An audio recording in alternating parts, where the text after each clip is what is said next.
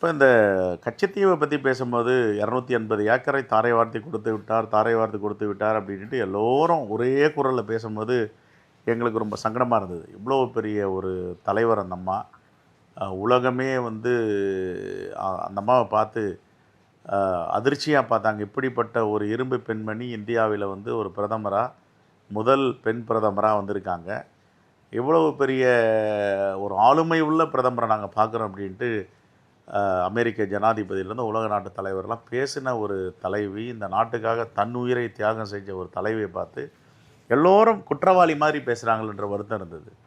அப்போ ரொம்ப எமோஷனலாக அதை கையில் எடுக்கும்போது அவங்க என்னென்ன செஞ்சுருக்காங்க அந்த கச்சத்தீவு விஷயத்தில்ன்றது. ஒரு பார்ட் வந்து சொல்கிறாங்க கச்சத்தீவு 280 ஏக்கர் கொடுத்துட்டாங்கன்னு. ஆனால் 2 லட்சம் ஏக்கர் கிட்ட வந்து இந்தியாவிற்கு வந்து எடுத்திருக்காங்க. அதுதான் வாஜி பேங்க்குன்னு சொல்கிறது. அப்போ அந்த வளைகுடா பகுதியில் அந்த வாஜி பேங்க் வந்து இந்தியாவிற்கு பகுதியில் இன்டர்நேஷ்னல் பார்டரில் எடுக்கும்போது அதை பற்றி யாரும் பேசலை. முதல் அக்ரிமெண்ட்டு பேசுகிறாங்க, 2வது அக்ரிமெண்ட் அதுதான் வெளியுறவுத்துறை செயலாளர் அப்போ இருந்த கேவல் ரொம்ப தெளிவாக சொல்லுவார். நாம் இதில் அடம்பிடிச்சோம்னா நம்ம எடுக்க வேண்டிய ஒரு மிகப்பெரிய நிலப்பரப்பு அடிபட்டு போயிடும். இது வந்து தண்ணி கூட உப்பு தண்ணி தான், நல்ல தண்ணி கிடையாது. அங்கே இடத்துல ஒரு புல் கூட முளைக்காது. வலையை காயப்படுற இடம் தான் அது. ஒரே ஒரு அந்தனியார் கோவில் என்ற ஒரு இருப்பு இருக்குது. அதை தவிர அங்கே என்ன இருக்குது? ஒன்றுமே கிடையாது. ஆனால் வாஜி பேங்க்குன்னு இந்திரா காந்தி அம்மா எடுக்க போகிற லட்சக்கணக்கான ஏக்கரில் உலகத்திலேயே இல்லாத பல்லுயிர்கள், மைன்ஸ் அண்ட் மினரல்ஸ், குரூட் எல்லாம் இருக்குது.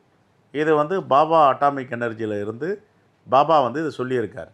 ரிசர்ச் பண்ணியிருக்காங்க மேடம் இந்திரா காந்தி. அப்போ இதெல்லாம் பண்ணி இதை எடுக்கணும், நாம் இன்டர்நேஷ்னல் பார்டரில் இருந்து இந்தியாவுக்குள்ளே கொண்டு வரணும், இந்த ஒப்பந்தம் போட்டால் தான் அதை போட முடியும் அப்படின்னு சொல்லிட்டு, அப்போ இன்றைக்கி அண்டை நாடுகள்லாம் பகை நாடுகளாக இருக்குது. அன்றைக்கி அண்டை நாடுகள்லாம் நடுங்கி இருந்தது அன்னை இந்திரா காந்தியை பார்த்துட்டு. அது இலங்கை ஆகட்டும், பங்களாதேஷ் ஆகட்டும், பாகிஸ்தான் ஆகட்டும், இந்த பக்கம் பூட்டான் ஆகட்டும், நேபாள் ஆகட்டும், எல்லாமே வந்து பர்மாவிலேருந்து நடுங்கி இருந்தாங்க.